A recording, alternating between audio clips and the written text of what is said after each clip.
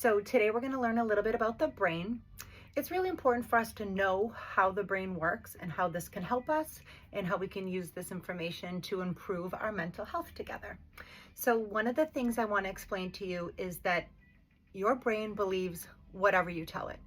So anytime you're talking to yourself or you're having those thoughts, whatever you're saying, your brain believes that. That's what it takes as reality. That's what it believes because you're telling it that.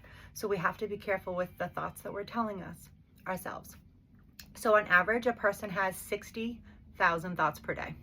I feel like I definitely have more, maybe about 1,000,000. But on average, we have 60,000 thoughts per day.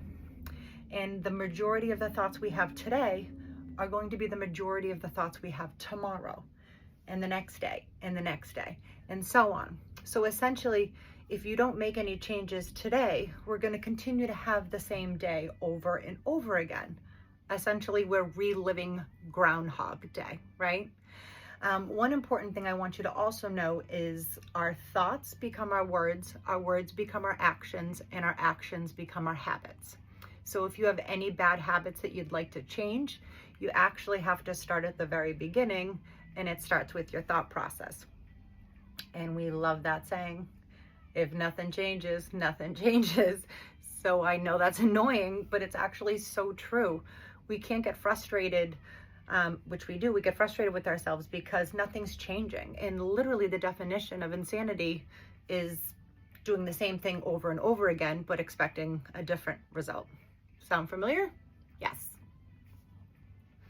Okay, so anytime our brain has repetitive thoughts, it is creating a neural pathway, right?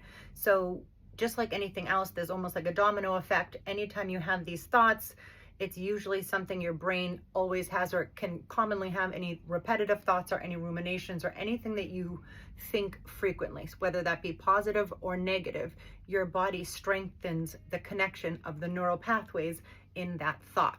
So essentially, the analogy that I like to use, which is very, very common, is think of it as if you're cutting through the woods.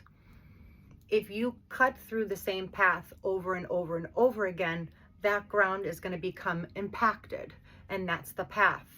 And that's an easy path for you to take. And the same thing goes with our thoughts, right? Our brain, anytime we have thoughts or something occurs, our brain will automatically go down that path because that path is visible, it's beautiful, it's easy to cut down, right? And that's essentially what a neural pathway is. So if we want to change that, we have to change our thoughts, right?